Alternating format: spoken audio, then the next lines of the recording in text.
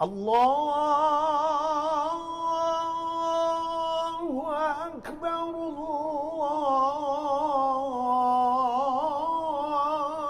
أكبر. Assalamualaikum warahmatullahi wabarakatuh. Alhamdulillah wassalatu wassalamu ala sayyidina Muhammad bin Abdullah wa ala alihi wa sahbihi wa mawalah. Amma ba'du fa ya ibadallah ittaqullah. Walillahilhamd.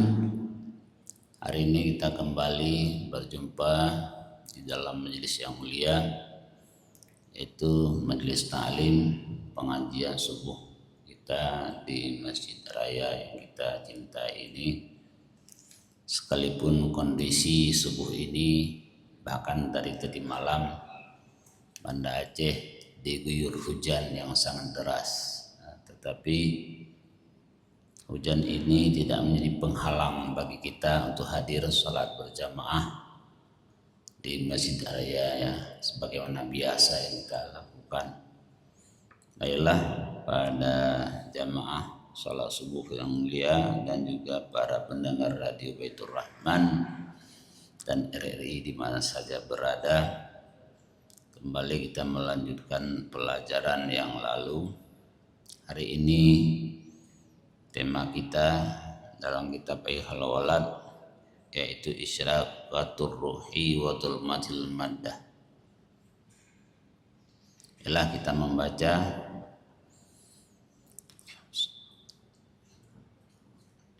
A'udzubillahi minasyaitonirrajim. Bismillahirrahmanirrahim. Isyraqatur ruhi wa zulmatil maddati. Ayyuhal walad ij'alil himmata fir ruhi wal hazimata fin nafsi wal mauta fil badani li'anna manzilaka al qabru wa ahlul maqabiri yanzuruna ilaika fi kulli lahdah mata tasilu ilaihim. Iyyaka antasila ilaihim bila zadin.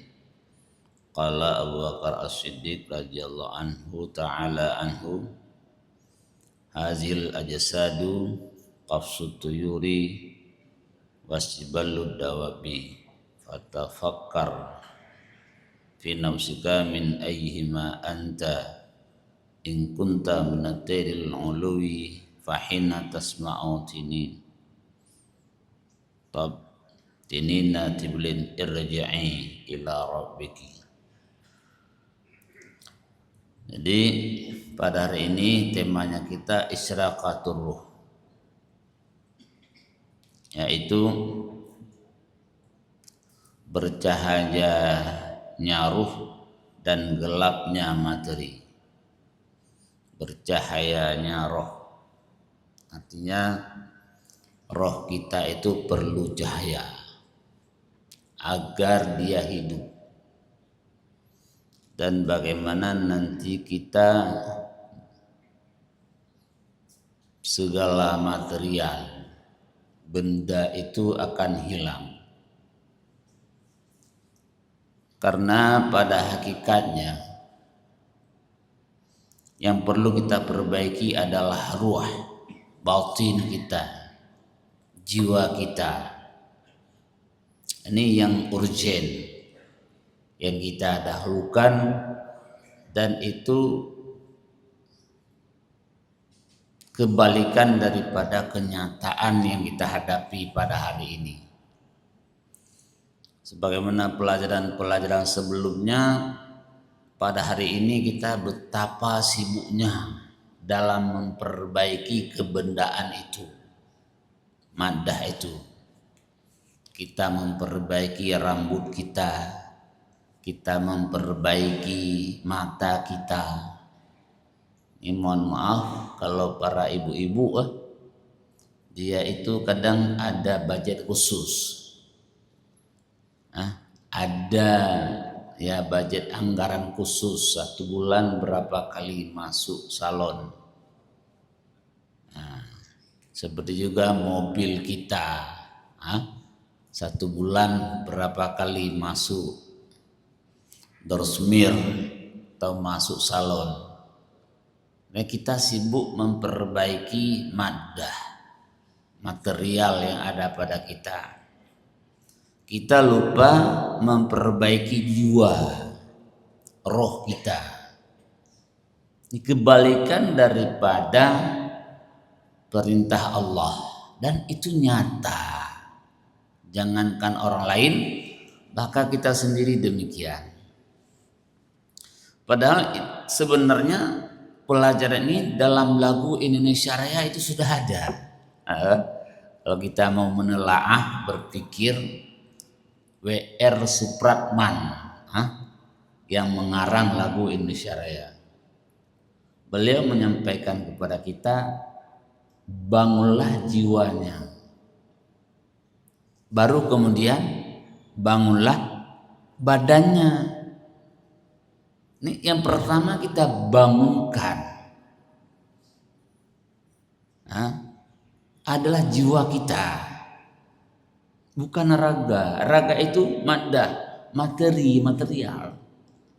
Raga itu badan, jasad kita. Ini akan diganti oleh Allah. Bertahan di dalam kubur itu cuma 3 hari, 4 hari. Setelah itu meledak, berduk. Makanya kalau kita melihat di kuburan itu 4 hari atau 5 hari dia itu runtuh, sehingga harus kita cari tanah yang lain. Kenapa? Jasad kita itu sudah meledak, hancur. Sementara roh ini akan kekal. Roh ini sebenarnya roh itu nggak mati dia. Wa yabqa wajhu rabbika dzul jalali, karena kekalah zat Tuhanmu. Sebenarnya ada beberapa lain yang kekal selain zat Tuhan.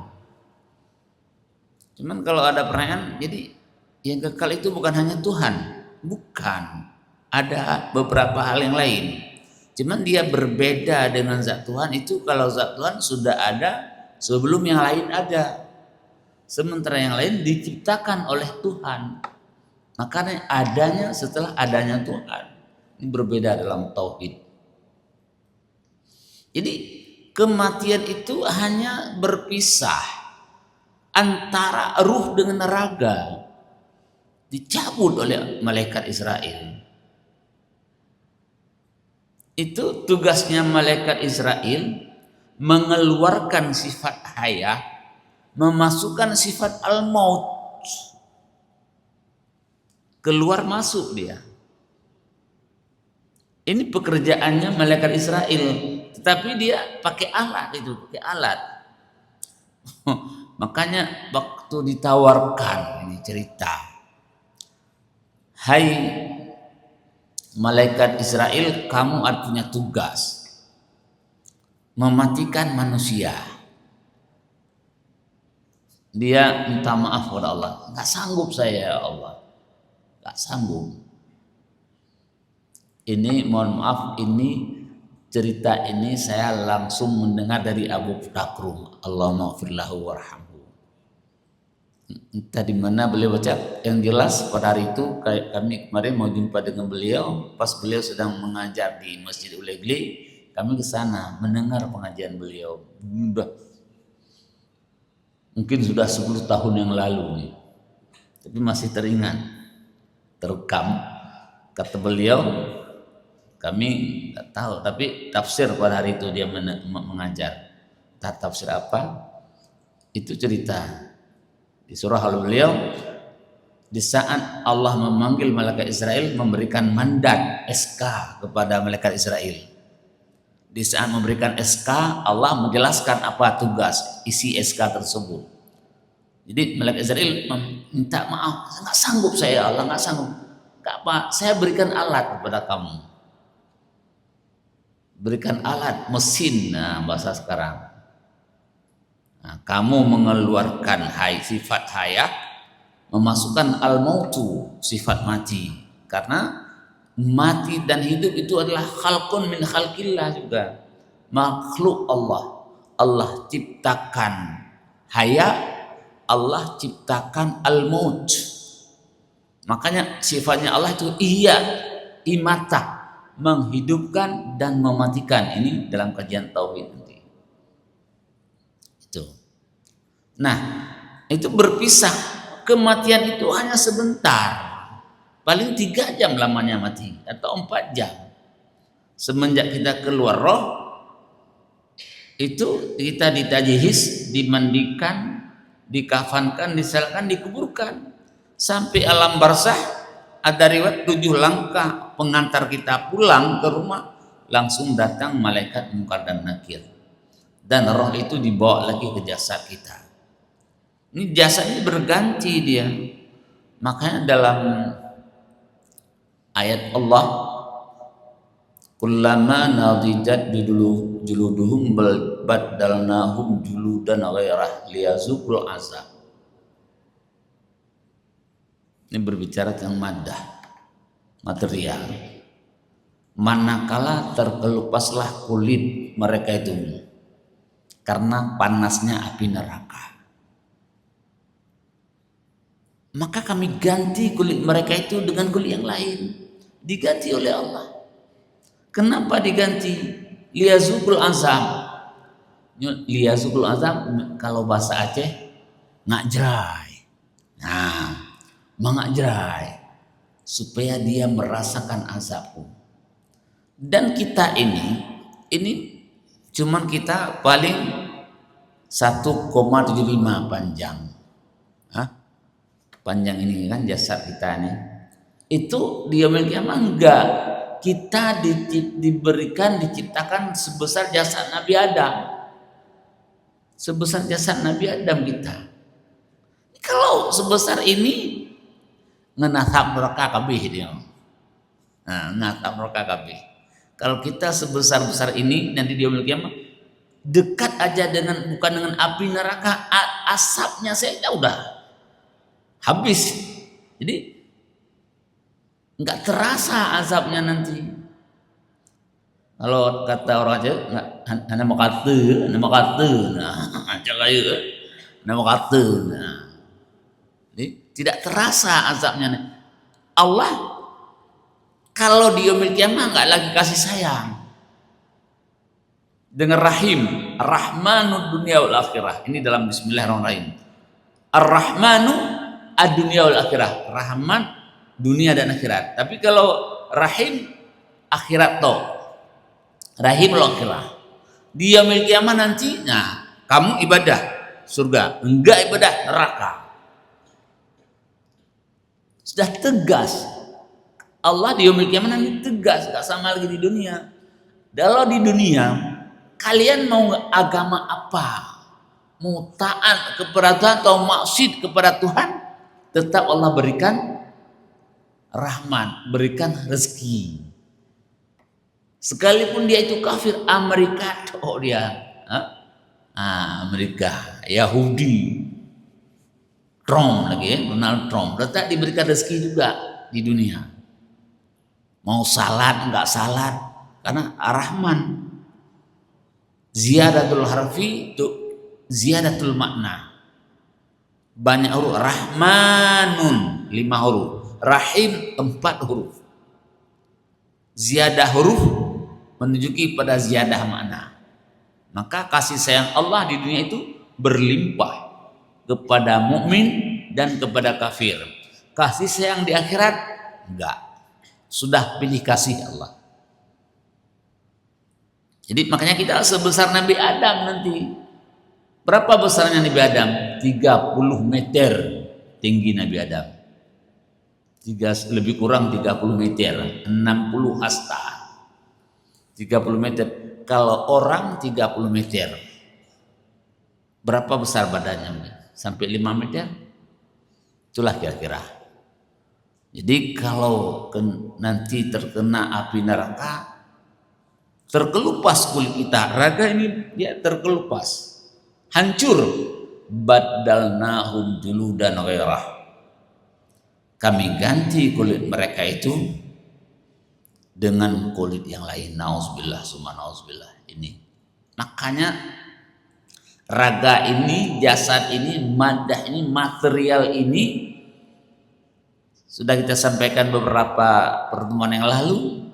Jangan terlalu sibuk kita, jangan terlalu terlena kita, sehingga kita lupa pada esensi kemanusiaan kita, tupoksi kita. Apa yang perlu kita perbaiki adalah ruh, jiwa kita. Isyraqatul ruh, bagaimana ruh kita bercahaya.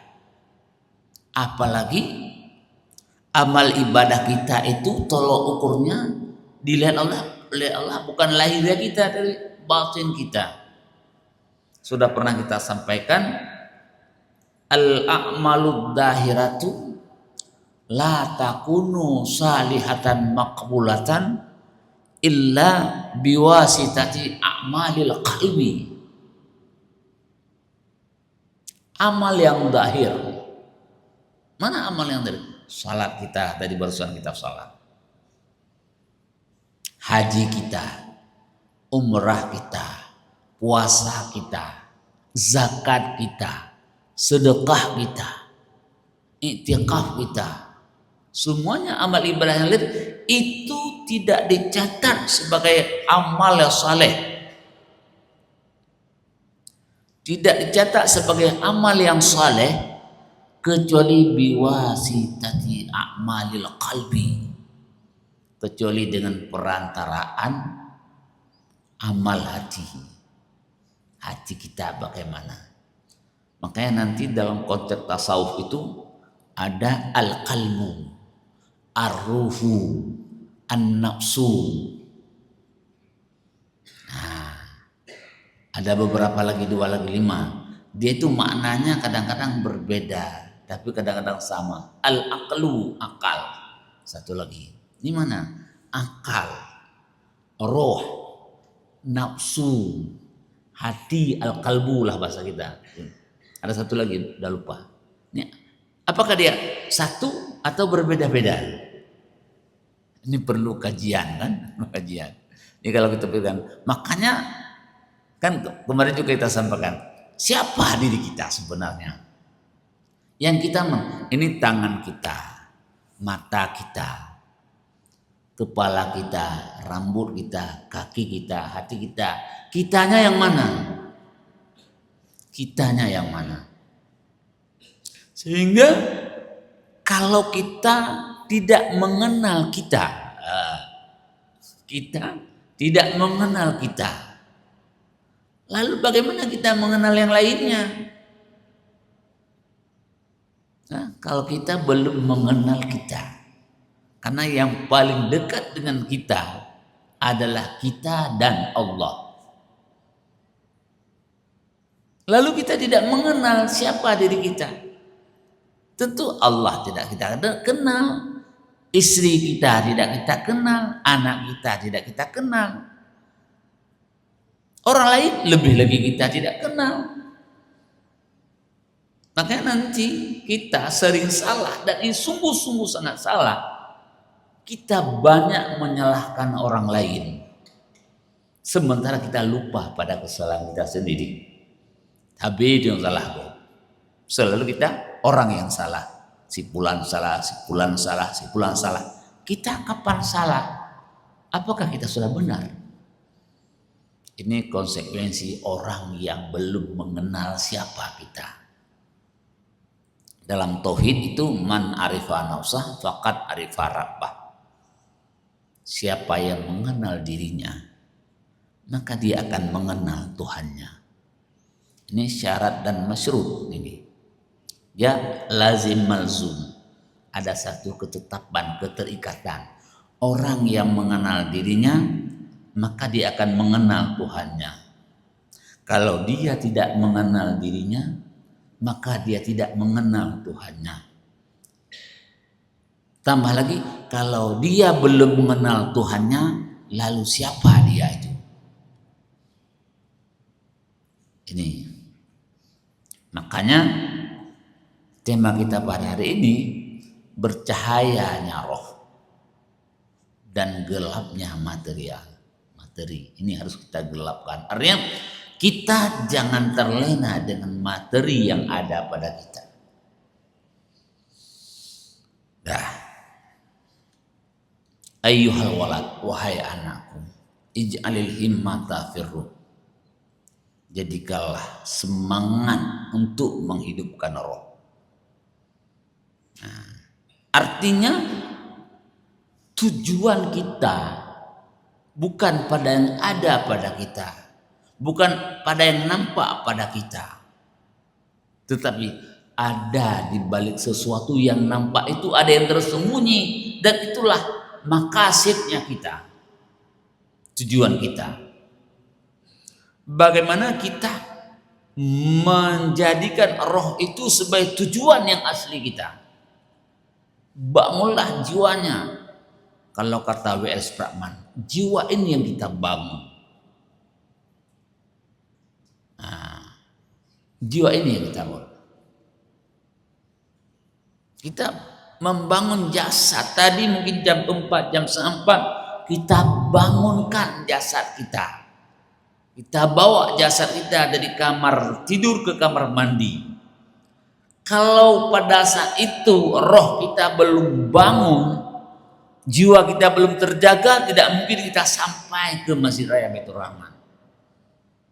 Tidak mungkin. Falilahilham. Hari ini masih Allah takdirkan kepada kita sanggup membangunkan jiwa kita. Sehingga hati kita mengatakan walaupun hujan, saya harus sampai ke Masjid Raya. Artinya jiwa kita hidup. Jiwa kita masih hidup. Semoga sampai berapa jam nanti kita tidur kembali, nanti malam jiwa ini tetap hidup.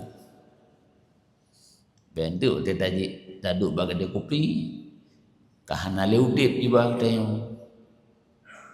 nggak lagi hidup jiwa kita duduk di warung kopi, sehingga duduk di warung kopi kita asyik ghibah orang, asyik kita ngupat orang, asyik kita menggunjing orang, asyik kita menyalahkan orang lain. Nah, udah mati kita lah, mati lagi jiwa kita. Malah ada saat kita mengumpat orang, mengatakan lagi, hai nyok kan upat. Ini bukan upat ya. Dengar dah upat dah bukan upat. Sedang kita ghibah, kita mengatakan ini bukan ghibah lagi. Masya Allah. Ini terjadi fakta ini. Gawat ini. Jadi bagaimana kita menjadikan ruh itu tujuan, maqasidnya dalam hidup kita. Karena untuk sampai kepada makam yang lebih tinggi, harus kita singkirkan akabah-akabah, penghalang-penghalang, virus-virus yang menjadi penghambat bagi perjalanan kita menuju kepada Allah. Kalau dalam bahasa tasawuf, Imam Ghazali mengibaratkan akabah-akabah. Apa?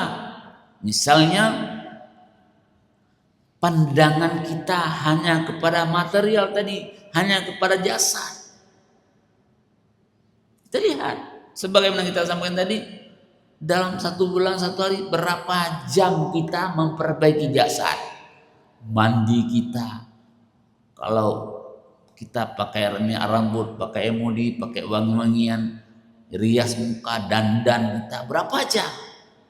Lalu berapa jam kita memperbaiki hati kita? Salat kita banyak, 5 kali minimal salat kita sehari semalam. Tetapi berapa saat kita memperbaiki salat? Apakah salat saya sudah benar ya Allah? Apakah salat saya sudah khusyuk ya Allah? Apakah rukuk saya sudah benar ini? Apakah sujud saya sudah benar? Apakah salat saya sudah ikhlas ini atau belum? Ini mungkin tidak pernah kita tanyakan. Tidak pernah kita buat evaluasi, tidak pernah kita berdandan, merias salat kita, merias hati kita, sehingga hati kita ada keikhlasan. Ini wal hazimata fin nafsi, dan semangat kita dalam membunuh, menghancurkan hawa nafsu. Menghancurkan hawa nafsu. Karena nafsu secara normal dia itu bertentangan dengan Allah. Nafsu. Karena biasa kalau diibaratkan dengan nafsu, dia nafsul ammarah. Inna nafsal ammarata bisu'. Nafsu itu selalu memerintahkan dengan keburukan, kejahatan. Dia itu berbeda dengan perintah Allah. Berbeda.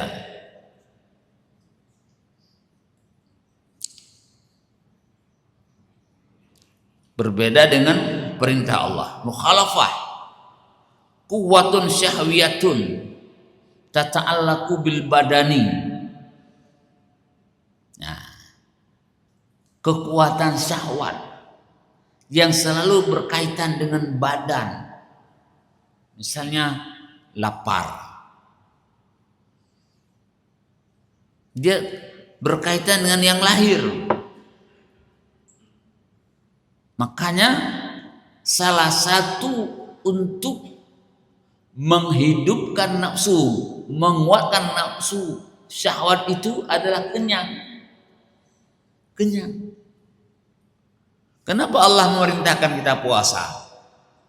Untuk membunuh nafsu itu, memecahkan hawa nafsu itu agar dia tidak terlalu di depan. Biar akal kita di depan. Karena akal berpikir. Ini akal berpikir. Ya akal. Kiban ya kakak. Definisi akal bagaimana? Sehingga begini, kalau ditanya, antum punya akal atau tidak? Usia berakal. Malah kita marah kalau dikatakan tidak berakal. Lalu ditanya, akal itu yang mana? Di mana Allah taruh akal di dalam tubuh kita? Bagaimana yang dikatakan akal? Makanya kalau kita buat ini dengan sains ini bagaimana nanti? Coba disesuaikan dengan ilmu sains. Karena dalam bahasa perspektif agama itu al-aqlu nurun ruhaniyun tamtadzu biha anil qabaihat wal hasanat. Akal itu cahaya ruhani. Nah, jadi dia nggak nampak. Cahaya ruhani. Cahaya dalam jiwa kita. Dengan cahaya itu tamtadzu biha anil qabaihat wal hasanat. Cahaya itu bisa membedakan mana yang baik dan mana yang tidak baik dalam perspektif syariat. Ini artinya kalau orang tidak punya akal, dia tidak bisa membedakan mana yang baik dan mana yang tidak baik. Ini bukti kan kalau kita melihat, kalau ada orang dia majnun, kurang waras, tidak punya akal. Kadang dia memakan makanan yang di tong sampah, na'udzubillah. Kenapa? Karena dia tidak bisa membedakan mana yang baik dan mana yang tidak baik. Malah kadang-kadang dia tidak punya pakaian, tidak punya baju, tidak punya celana, dia keluar jalan di kerumunan orang. Karena dia tidak punya akal. Sehingga nanti kita punya akal, tapi dalam agama dianggap tidak punya akal. Orang yang berbuat maksiat itu junun. Kan kemarin kita junun. Orang yang berilmu tapi tanpa amal junun. Itu ibarat Imam Al-Ghazali. Kenapa junun? Artinya kal junun, seperti junun. Junun itu orgil. Sama. Kenapa? Tidak punya akal. Walaupun kita punya akal, tetapi kita tidak bisa membedakan mana yang baik, mana yang tidak baik. Kenapa kita nggak mau salah? Kita tahu salah itu wajib, tetapi kenapa kita tinggalkan? Kita tidak menyadari bahwa meninggalkan salah itu perbuatan jahat. Artinya belum kita bisa bedakan mana yang baik, mana yang tidak baik. Yang baik kita kerjakan, yang tidak baik kita tinggalkan. Jadi sehingga kita seperti orang yang tidak punya akal. Jadi ini kenapa? Kan nafsu kita yang mendominasi. Kita jarang memecahkan, membunuh nafsu. Maka nafsu itu harus dibunuh. Dengan apa?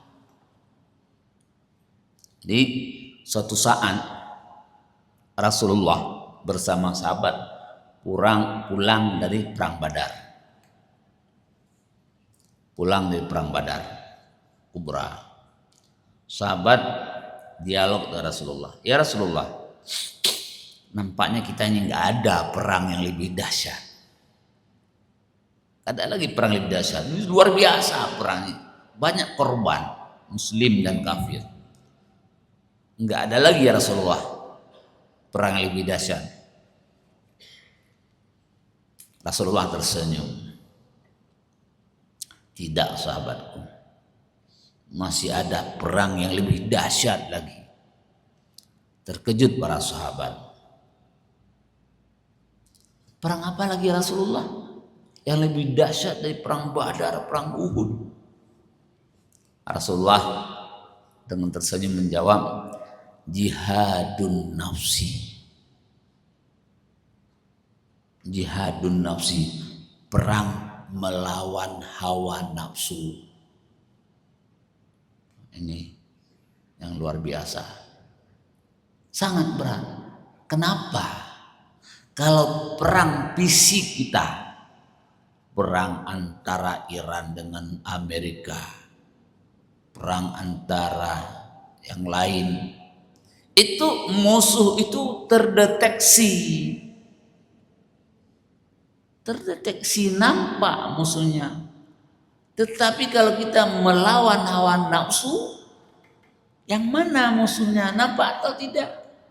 Bagaimana kita menyerang? Pakai AK-47, M16, pakai pistol, pakai pedang, dengan apa kita pakai? Tidak terdeteksi. Maka satu-satunya jalan perang melawan hawa nafsu adalah dengan lapar. Bagaimana kita buat nafsu itu lapar? Makanya kita harus banyak berpuasa. Apalagi ini bulan Zulhijjah, 10 awal Zulhijjah itulah saat-saat yang terbaik.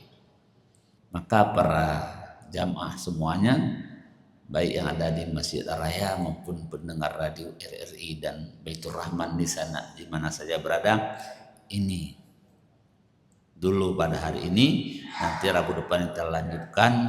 Rabu depan insya Allah belum hari raya. Nah, kita lanjutkan tema tentang bagaimana ruh kita bercahaya dan bagaimana kita menggelapkan material yang ada pada kita. Bagaimana kiat kita melawan hawa nafsu. Itu salah satunya dengan lapar. Sehingga nanti nafsu kita berada di belakang, akal kita berada di depan.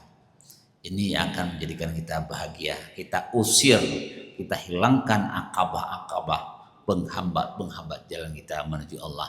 Semoga ini bermanfaat bagi kami sendiri dan bagi kita semuanya. Wallahu a'lam bishawab.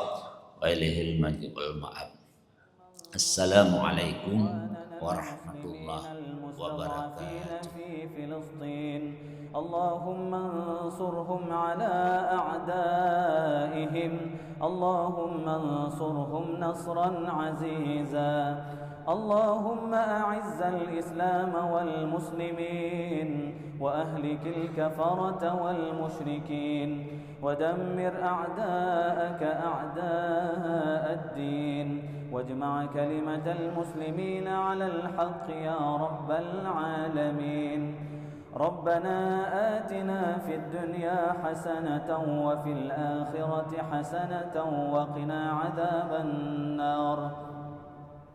وصلى الله على سيدنا محمد وعلى آله وصحبه وبارك وسلم، والحمد لله رب العالمين. الفاتحة. ورحمة الله. أعوذ بالله من الشيطان الرجيم. بسم الله الرحمن الرحيم. الحمد لله رب العالمين الرحمن الرحيم مالك يوم الدين. إياك نعبد وإياك نستعين. اهدنا الصراط المستقيم. Terima kasih Gibraltar. الذين أنعمت عليهم Terima kasih. غير